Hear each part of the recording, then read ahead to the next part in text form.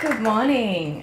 Thank you everybody for coming and sharing your morning with me. It's so humbling to have you all here listening to my fairly unhinged ramble about myself and my work and obviously the theme, rhythm. So my name's Adriana Picker. I am, as just heard, a botanical illustrator and author of some books. So this is me as a small child. It sort of just illustrates that I am who I am from a young age. Had a very, my family are all gardeners, and particularly my grandmother Emma was a really amazing gardener, and she used to say about myself that she thought I'd be a florist when I grew up, and I think I am a florist or like a collector of flowers of sorts. So she was quite right. So I started off my career in design. I did a design degree at COFA, the College of Fine Arts. I think it's still called that, I'm not actually sure. Uni in New South Wales. But with an idea of getting into set and costume design in film and TV, because sort of all the the people around me in my life when I was younger that were artists weren't doing well commercially, and I didn't want to be that starving artist trope, so I decided I'd learn design and get into the design world. And I did costume illustration for film for a while, and this was the biggest film that I worked on, The Great Gatsby.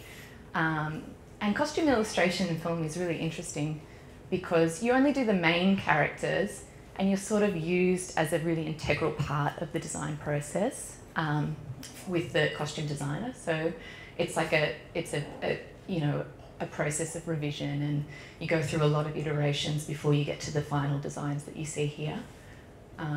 So that was in 2010, I think, so it's been a long time. But the really lovely thing about doing the costume illustration for me was that I found that I was getting work for my illustration ability rather than the design. I mean, the design was really an integral part of it, but it was really heartwarming to find that I could make a career and a living doing illustration, something that I've been doing since a really young child. So then after that, I decided to go out on my own and do some more commercial illustration jobs. And I started doing smaller illustration jobs, illustrations for some of other people's books, and it was through working with a publisher, Hardy Grant, on a book cover. This was in 2015. I was having a meeting that I thought was about, doing a book cover, and it was at the height of the adult colouring in craze. And the editor sort of just slid this book across the table and was like, "Would you like to do a colouring in book of your own?" And I was like, of course. It was just so surprising. So this was my first sort of entry into publishing, and it's called The Garden of Earthly Delights. And it's I did it within 3 months of that initial pitch coming to me. And it was quite it was floral and illustrative, but it was also quite weird. I snuck some sort of strange things in there, like a dead bird in one spread, and just fairly indulgent. And that sold really well. That was great. And so then I did a next one, and this is called Where the Wildflowers Grow. So it was a follow-up to that, and it was all about Australian natives. And that led on to, this is still Where the Wildflower Grows. And that was when I was still illustrating pen on paper. So it's really, detailed line work. Looking back on this, it just looks like it takes so much time. I mean, all my work does, but so then that led on to The Cocktail Garden. So that was a book of botanically based cocktail recipes. And this one was published in 2016 or 17. And again, it's just step by step, every book I'm just sort of finding out more of my own style and going sort of deeper and heavier into what I really love, which is flowers and botanics. So then I just wanted to move away from the books for a moment and show you some of my commercial illustration. When I was making this presentation, I put a few little things in, but I was like, oh, I really don't even want to talk about the commercial stuff too much, which my illustration agents would really hate me for. But so this is a project, a commission that I did for Juralique, and I just really love this animation of it. I think it's really charming. To be commissioned to do something that's so detailed and lush and romantic by a client, this looks very close to what my personal work would be. That's kind of the height of what you want from your own career. And this was sort of like a Chinese New Year edition for them. And then I did two collaborations with T2. So the first one was just this limited edition cup on this side. And then there was another range of more products, and my family are all very big T2 fans, so apart from me being on Gardening Australia, this is the height the height of my career for my mother and my aunt particularly. They were just so thrilled. And the last commercial illustration shop I want to show was just a lovely little one for Four Pillars Gin. They just put some illustrations up in their distillery in Hillsville, and I really love these ones actually, because it was sort of a move away from the really pinks and feminine sort of colours for me. And then this, I don't know if anybody's ever seen this before. This is a star anise flower. Isn't that just stunning? Yeah, I think that's another aspect of my work that I really enjoy doing, is highlighting sort of unknown, unusual flowers, and even in ingredients that we would not normally see or understand. I find that really interesting. So then we come to petal, and I suppose this is the project where rhythm and seasonality starts to come in to my work in a really big way for me, because it was just such a big project. It's 27 chapters broken up by plant family, and it was 291 illustrations that I did in about a 3-month period. I really flogged myself. It was horrific. So it's you get your dream job and then you find you hate it. Well, I didn't hate it, but the process was just grueling and unnecessary. I didn't need to do that to myself, But the outcome is something that I will love for the rest of my life, and I think that it's really resonated with quite a wide audience. I would have loved it as a small child. My grandmother would have loved it, and it's really nice to see people interacting with the book. And sort of the inspiration behind it was to create a book of contemporary botanic illustrations, in a sense that instead of having an illustration that was scientific looking on a white page, it was a more immersive experience, and you were sort of guided through a garden, through a book, basically. So that's hydrangeas. So again, the plant family, this is Asteraceae or daisies, tulip, roses, passion fruit flower, daylilies. And then there was some plants that I really love to include, because this is the flower of an onion. It's an allium, yeah. So an onion is, what we think of an onion is this really banal, everyday object, but yet the flower is so extraordinary, beautiful, and just otherworldly. So, one part of my work that I really enjoy is finding the beauty and the wonder in the everyday. And, looking at things through the eye of an artist. And, these are plants that I really love, and introducing them to people in a way that perhaps they could find, inspiration in that, and find a greater appreciation for nature.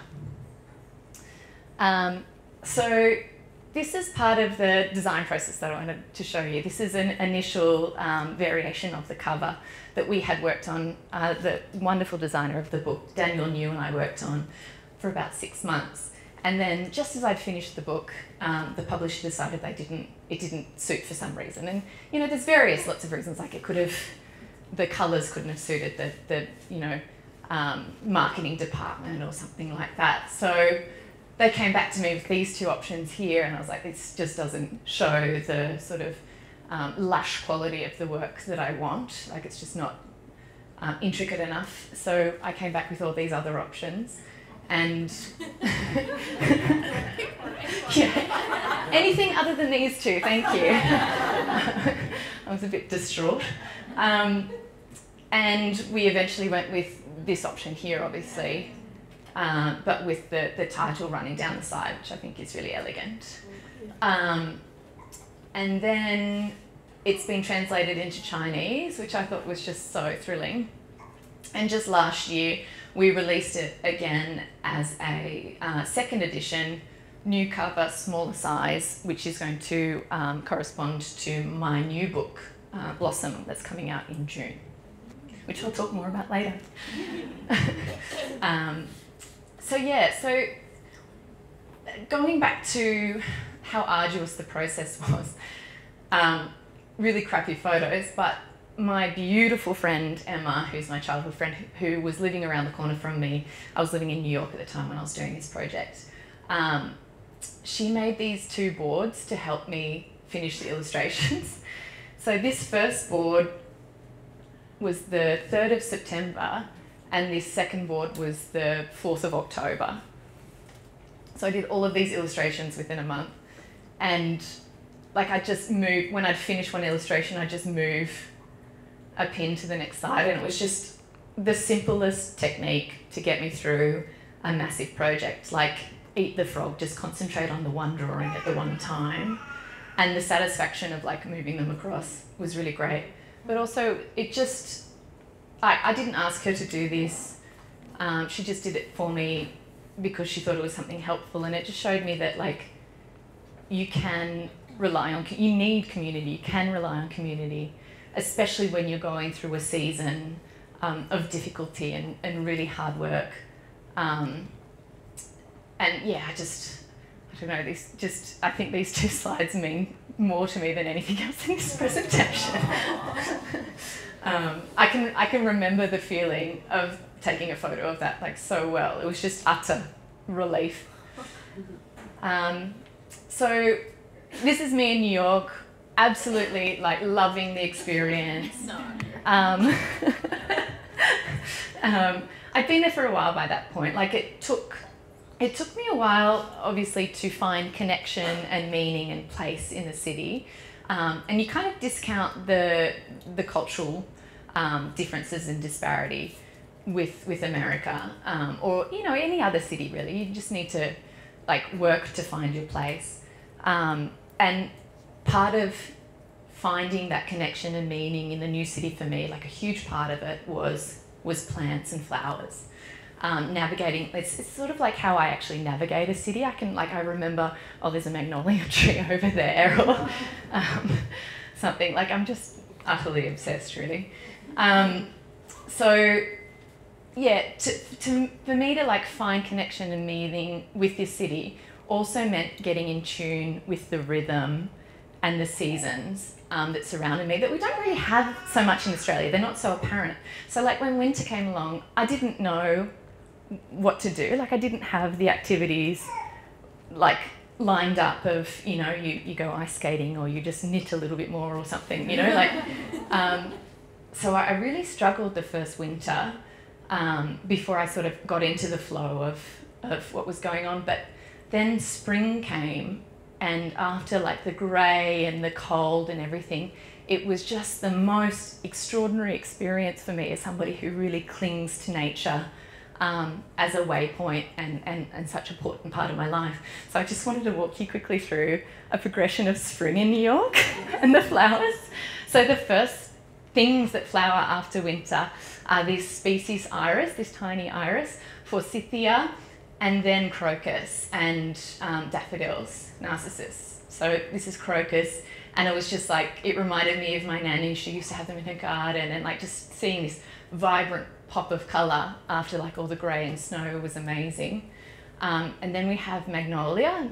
This one's Magnolia stellata, and it's actually called precocious in botanical terms because it flowers on bare branches before the leaves come out and give it protection. I think everybody would be more common with the Chinese magnolia, which is like that bigger pink variety. And then there's grape hyacinths, and lily of the valley. And as I'm like navigating the city, I'd like come back to these places and remember where the flowers were, and like just feel like I was gaining a little bit more of the city and a little bit more familiarity and a little bit more of myself by finding these flowers that I knew, like they were like friends basically. And then the next thing we have is tulips. This is Park Avenue, and they plant 60 to 70,000 tulips every year down Park Avenue, because if you plant a tulip bulb, it won't flower again the next year. You have to pull it up, and also the squirrels love to eat them. They're edible. They're part of the lily family, but we can eat them too. I made myself a birthday cake one year with tulip petals on it. They're quite like the flavour's quite sweet and lovely actually. And then there's things like in New York, people would plant flowers not for just the enjoyment of themselves, but for the enjoyment of the city and the community. And this is an aspect of New York like I really love and admire. This is, you know, window boxes and they're tulips. And one thing that I really love about tulips is, you know, as they age, they get long and leggy, and they sort of like reach for the light, and the colours and the movement of their petals become more obvious, and they gain character and are so beautiful like that. Like they're not all buttoned up and tight-lipped like a sort of normal tulip we see. So that these photos was the inspiration for this illustration in Petal. So I really wanted to highlight like an aged tulip with these blousy petals and all the line work in the in the petals. And then the next thing we have is crabapple and wisteria. Wisteria is an amazing plant. It's actually in the legume family, and like it's just so tenacious. It's originally from like China, and this plant was actually growing up every level of like a 6-story brownstone. It's sort of like the plant that eats Manhattan. It's amazing. This is a really self-indulgent romp through my It's great. through my camera roll. And then we come to cherry blossom. These are Kawazan cherries, so it's a double cherry, and cherry blossom like beloved all over the world. Like there are so many beautiful words in Japanese to specifically describe cherry blossoms and the and you know what a cherry blossom looks like as the petals are falling from the wind and things like that. Really, really like poetic and beautiful. I wish we had sort of more words like that in English.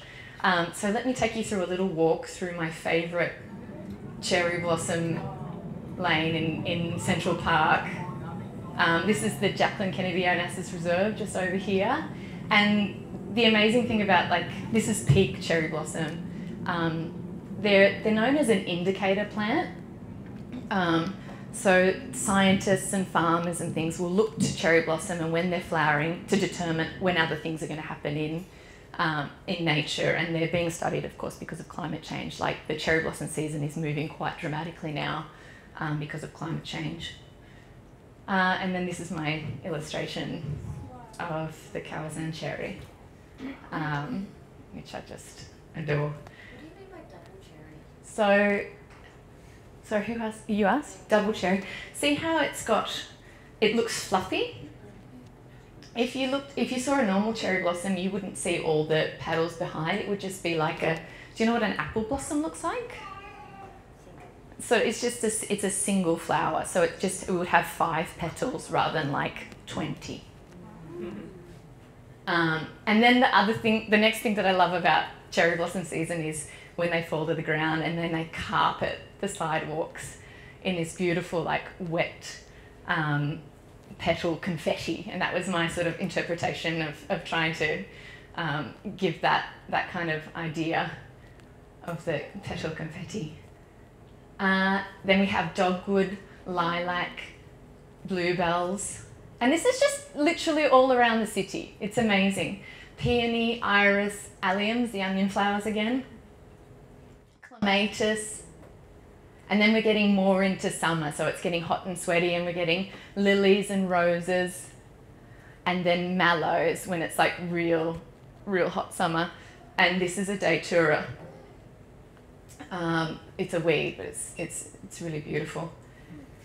And then that's my sort of interpretation of mallow flowers there. And then right in the heart of summer we have hydrangeas, which I really love and are very annoying to draw. So yeah, it's like finding the rhythm within the city, and the natural rhythm within the city really helped me find a place and find peace. And I think it's about attention. It's about paying attention. It's about noticing the smaller things, you know, the things that grow in the cracks in the pavement, noticing that there is nature around you everywhere, regardless of where you are. And it's an attitude. It's like actually intentionally looking for the beauty in something. And I really love that about what being an artist and being an illustrator, what that has given me. It's given me a real appreciation for the world around me that can't be taken away. So then COVID happens. And this is the morning of Sunday, the 15th of March in 2020. And I walked home from East Village to Brooklyn, and there was nobody on the Brooklyn Bridge, which is like absolutely unheard of. Like it's usually just packed with people. And then my friend Maggie and I looked scared there. We got on a plane back to Australia. I thought I was just coming home for a month, and it turns out I never went back. Which is an interesting way, and I found myself living at my parents' house. Like Pedal was coming out in April, and I found myself promoting Pedal at my parents' place on my phone rather than in Manhattan with all these events that I'd planned and stuff, and with my father Brian yelling at me for being on my phone all the time. I'm like, this is how I make my money, Brian.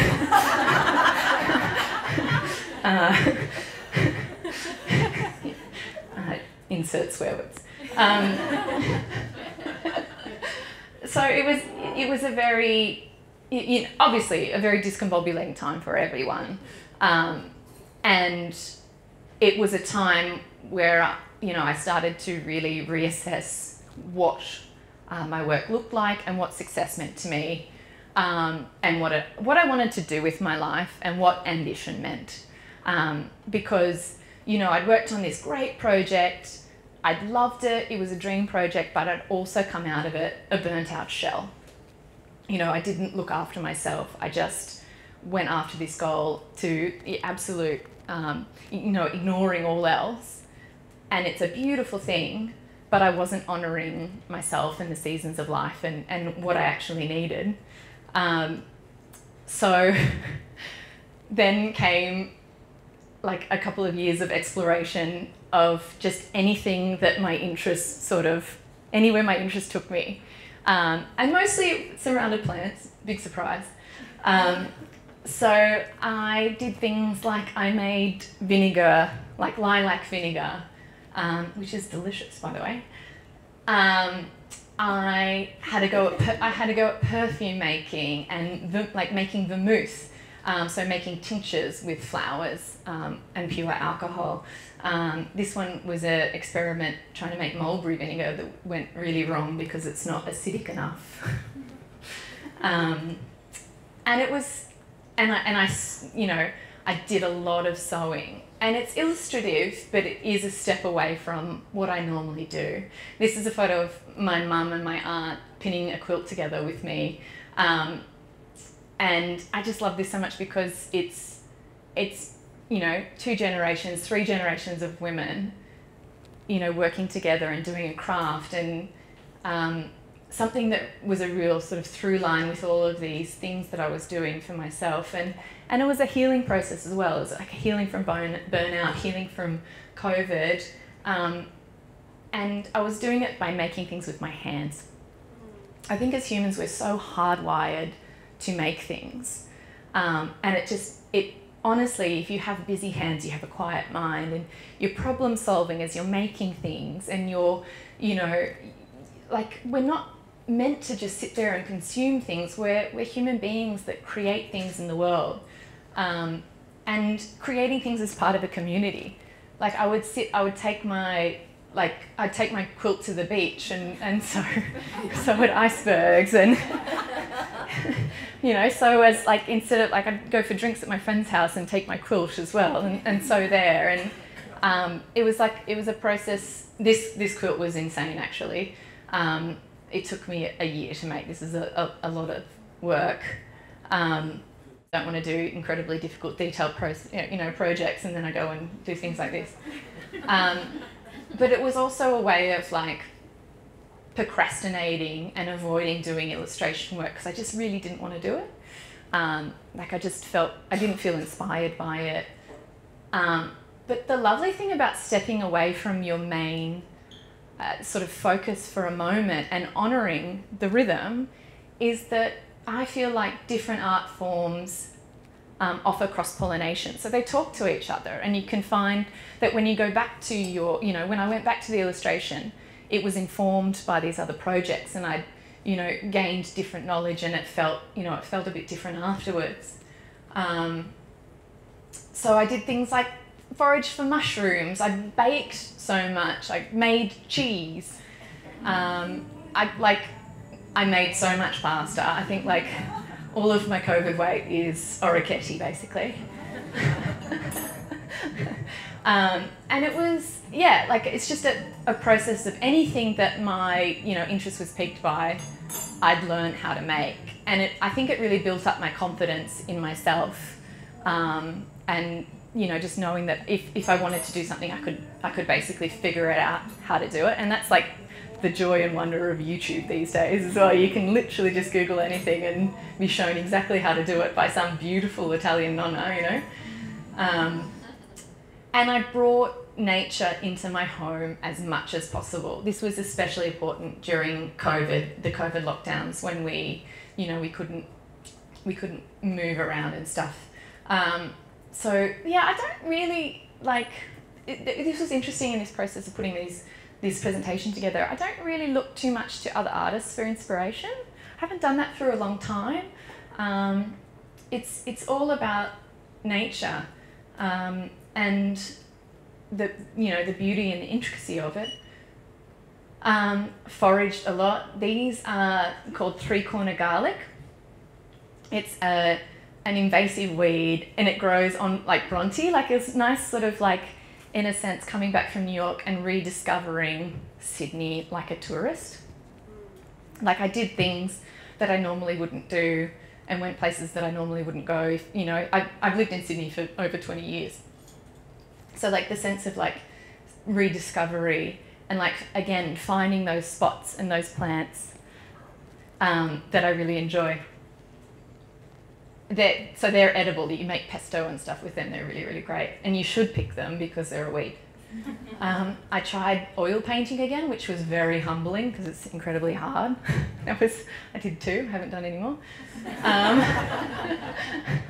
It was horrific. I hated it. And I'm rediscovered plants in a new way, fig leaves, incredible, amazing, obsessed, could do a whole presentation just about fig leaves, to be honest. You can make cheese with them. They're a replacement for rennet. Like I was making yogurt one day and I was just, I love the flavour of fig leaves. It's like quite almondy and coconutty and sweet.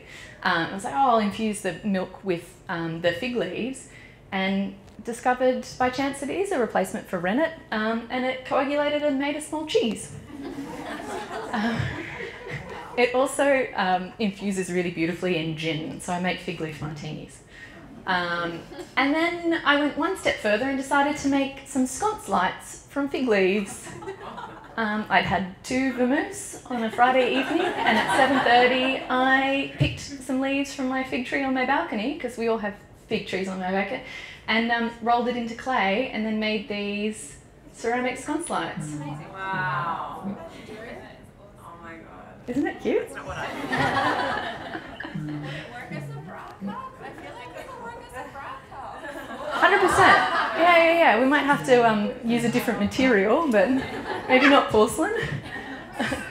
And I did a lot of ceramics as well. My mum's a ceramicist, so she has a kiln, which is very helpful. And like it was like, again, the cross-pollination. I was using the materials that I was cooking with to, like, these are little fondant stamps to cut out the little flowers, and I was using like pasta stamps to cut out the ceramics and stuff like that, like because I was making them on my kitchen table, so it was like what was readily available. And then just this week, procrastinating on making this speech, I painted some plates, which I've been avoiding doing for a year. So sometimes procrastination can really like push you along in unexpected and enjoyable ways. I really love these. And they're kind of, again, informed by the quilts that I've been making, because I haven't drawn vegetables in a long time.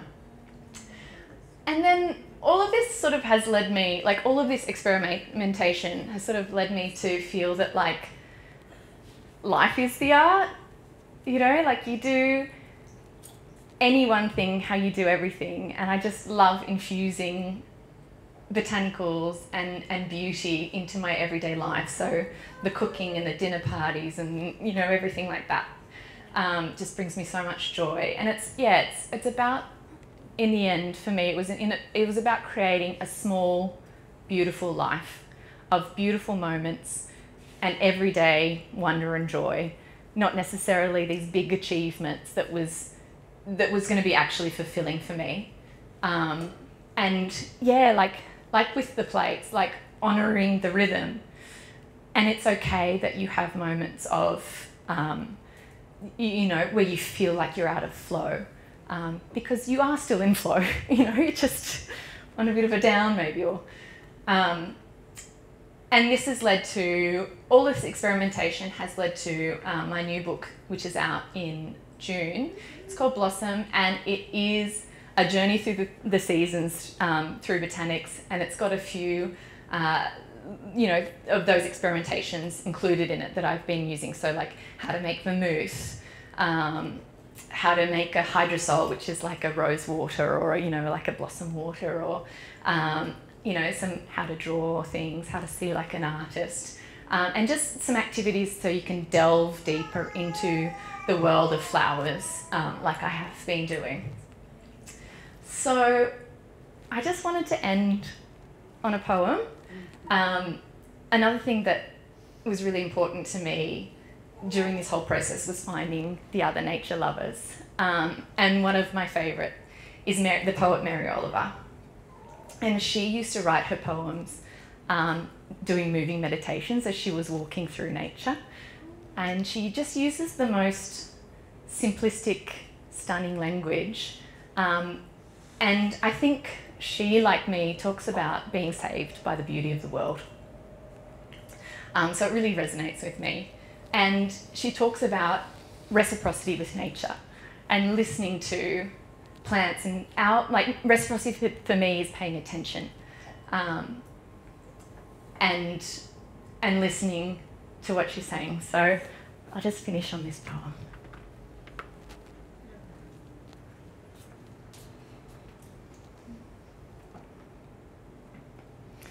How I Go Into the Woods by Mary Oliver.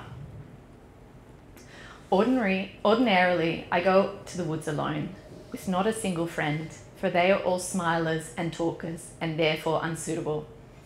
I don't really want to be witnessed talking to the catbirds or hugging the old black oak tree. I have my way of praying, as you no doubt have yours. Besides, when I'm alone, I can become invisible.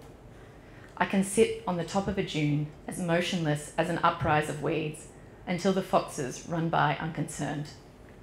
I can hear the almost unhearable sound of the roses singing. If you have ever gone to the woods with me, I must love you very much. Are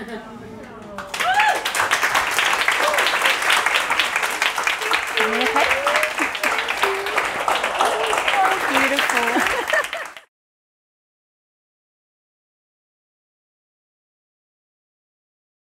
Wow. Oh my God. One more.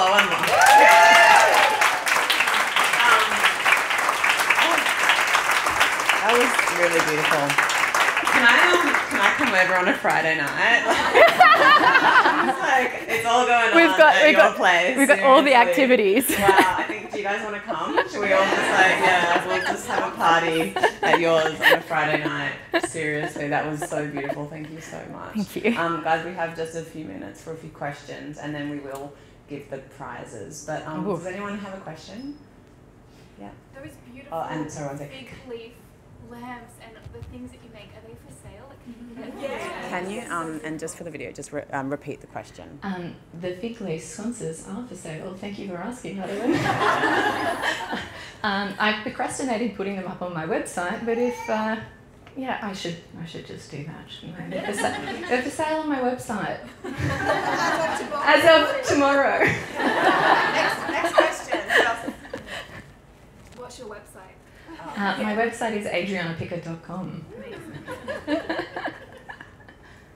illustrations for Blossom and Petal, were they digitally done? Yes. Sorry, that's something I forgot to mention. Repeat the question. So, yes, all the illustrations that I do now, the ones that you've seen in the presentation that are coloured, I do on Procreate, and then put compositions together in Photoshop. So that, they're all digital. But really interestingly, I feel like this year for me is going to be a move back to traditional mediums, particularly with, the rise of AI last year. I'm seeing already that a lot of my commercial illustration jobs don't exist anymore.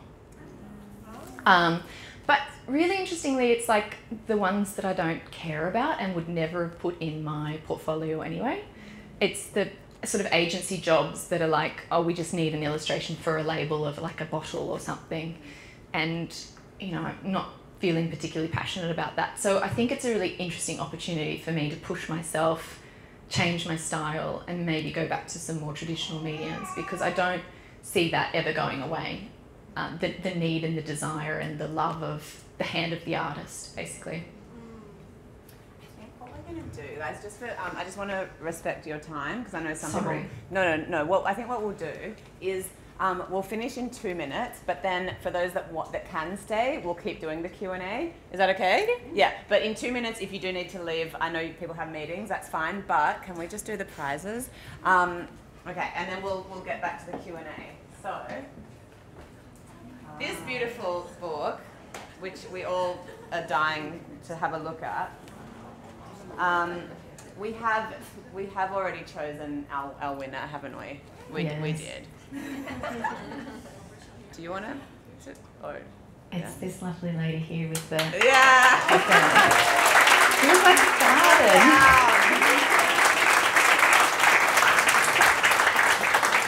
There you go. Thank you. Pleasure. I'm so excited. Take it. Let's do the whole school photo thing. It is very school photo. Okay, and then Thank you. Pleasure. Gorgeous floral outfit just creeped in the back of the room, and I clocked you. So come on down, yeah. And she's gonna win this beautiful puzzle. Oh, beautiful. This is not embarrassing at all, is it? No, I love this. Thank you so much. That's for you. And then have a photo. Thank Here, I'll you. jump in too. Why not? What an honour. Okay. Who else has a question? Okay. Sorry, when you talked about the process of getting like 200 what got you through it? Like, what was your mindset like? Because I know that was a big like. So the question was, what got me through doing the process of all those illustrations for Petal? So it's 270 something illustrations in a couple of months.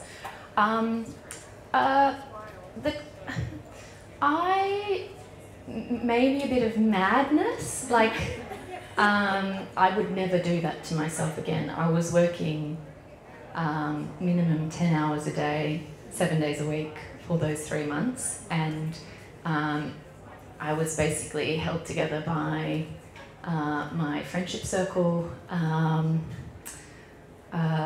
know, a lot of coffee and ham and cheese croissants. But yeah, by the end of it, I was fairly mentally unwell, which I would not recommend. Yeah, I had to like really go back to basics with like actually Madeline and I did a podcast about it. I had to really go back to basics afterwards in terms of like self-care and like, you know, just really small achievable tasks like do your washing today and then you can go back to bed. But yeah, super unsustainable. Wouldn't recommend, and I think it's just sort of like fueled by the desire to, you know, like I didn't get a huge advance for the book, so it's like you have time pressure, you're like I have to actually pay my rent and things like this. So, you know, like the creativity is great and it's one thing, but the realities of life is that we live in a, you know, a consumerist world and you have to be able to pay for things. Oh, hi. I love your work. Thank you. I've been also, besides being an advertising, a floral designer. Oh, wow. So, and I was living in New York when you were there, and I used to go to the flower market. Yeah. It was amazing. So lovely. Yeah. I heard Nicole saying that you're going to do stuff for textile. Yes, I didn't include it in this slide, but I've got a little range of fabrics for quilting out at the moment. Yeah, that I named after my Aunt Margot because she's the one that taught me how to quilt. So, so that's out at the moment. It's just cottons. In the process. Yeah, and then I'd like to do I'm working on another one that would be for more sort of like furnishings and stuff like that. And wallpaper. Okay. But I have, so the degree that I did was in textile and graphic design, so that's sort of my background as well. Yeah. Hello. Thanks. When you say going back to traditional mediums, are you talking graphite, watercolour? What do you use as a traditional mechanical? So I'm actually in the process of experimenting at the moment of what that would look like. But I think it'll be a mixture of a lot of things, to be honest, like just whatever's working for the particular project. But gouache, I would really like to get back into oil painting with, with gusto, but I just find that, I don't know why, I just have this really like block in my mind about, because it's like the high, like illustration, it's like I do commercial illustration, I'm not an artist. But like the oil painting is the high art form, so you have to put so much like gravitas and into that. But yeah, I think I would like to use a whole range of mediums, just whatever's working and is available. Hello. Hi, I'd love to know a little bit more about your current process. I know you're exploring into new ways of working, but you mentioned you work using Procreate, so I'm imagining that on an iPad. Like, yes. How do you create these big, detailed, stunning illustrations and also compositions on the iPad? Do you sketch to begin with? Like, what does that process look like? So the question was, what does my current process look like in digital illustration? And basically, I have, like as you have all seen, I have a huge personal library of inspiration photographs. So if I see a flower, I think I'll take a photograph of that because I might want to, draw it later on. And I'm pretty accurate with that, actually. Like I do draw a lot of them. So I'll draw from reference. I really love to draw from real life as well. There's something about being able to turn a flower around in your hand and see from different angles and really find like, not just the full-on front angle of the flower sort of thing. So I do every motif individually in Procreate, especially when you're working as a commercial illustrator, having that, not doing the whole scene as just one illustration, having the ability to pull motifs apart and use them for different usages is really, really helpful for a client. So I draw every motif separately on Procreate, and then I take it into Photoshop and I'll put it into composition in Photoshop. So every motif is drawn at a really high resolution in Procreate on many, many different layers. So I'm using different brushes and everything on different layers, and then blending them in different sort of ratios and stuff when I put them into Photoshop. Hello. I also draw Procreate sometimes, and like if you've had the unfortunate experience of doing like 10-hour days, how do you make it easier on your body? Like I've experimented with like propping it up on one of those drafting board things. So the question was, how do I make it easier on my body drawing on an iPad all day? I think if you could see from my posture, I don't really, I don't really have an answer for you, to be honest. I like to draw in bed like a little shrimp, you know?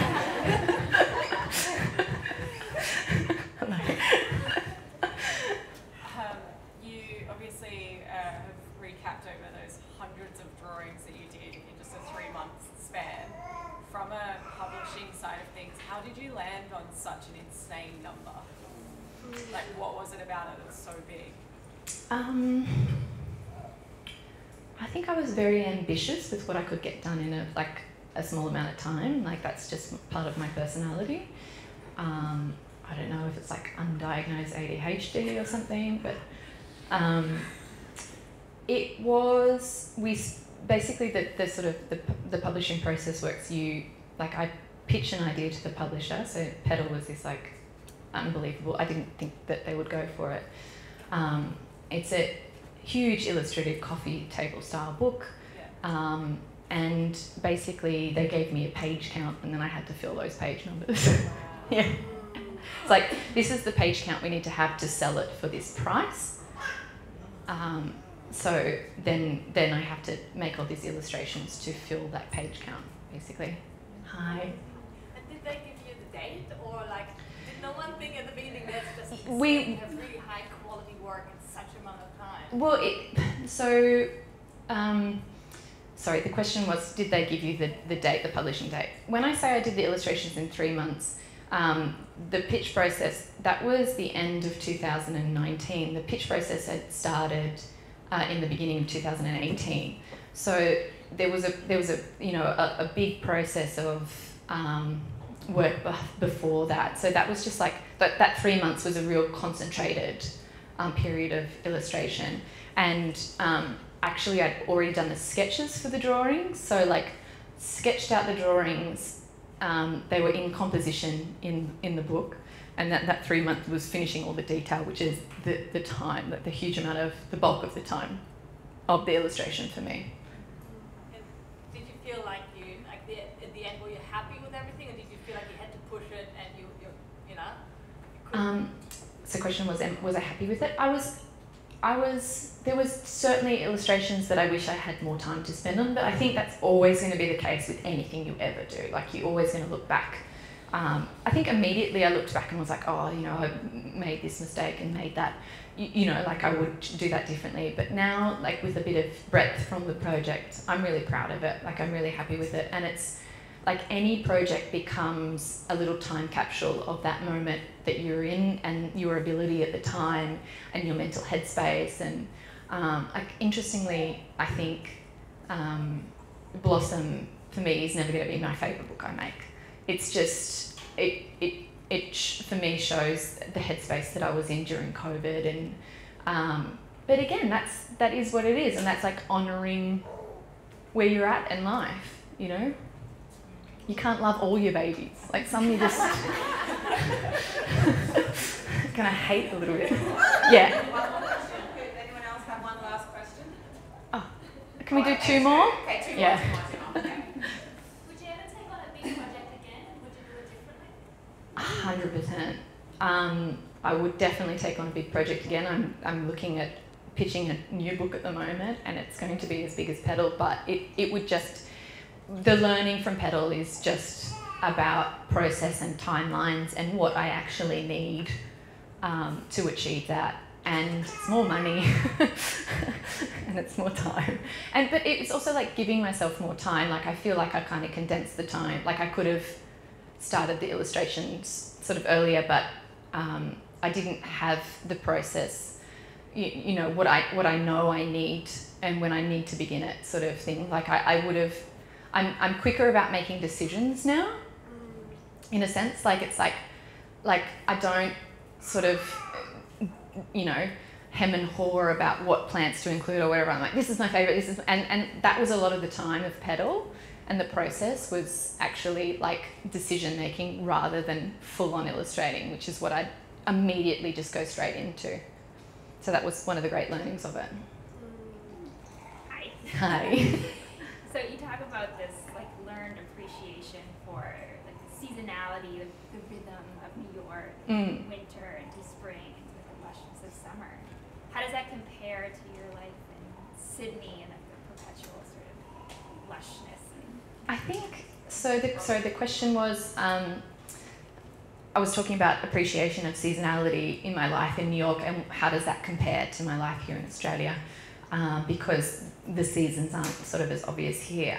Again, I think it goes back to a level of attention and paying attention to things. And I have this newfound appreciation of like the micro seasons in Australia.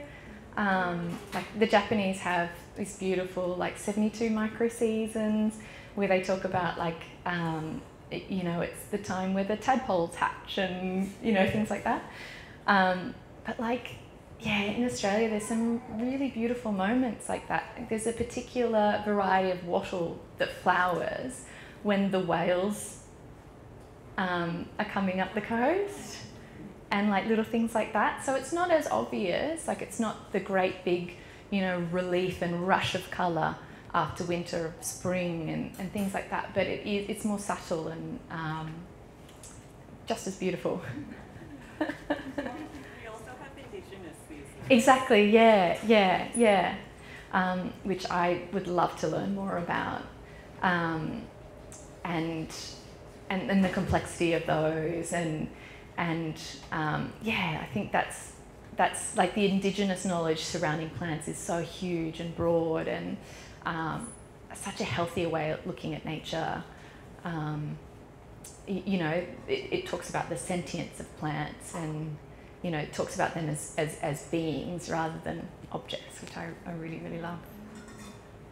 We could probably go on all day, but I mean, I think some of you probably need to get to work. Give Adriana another big round of applause.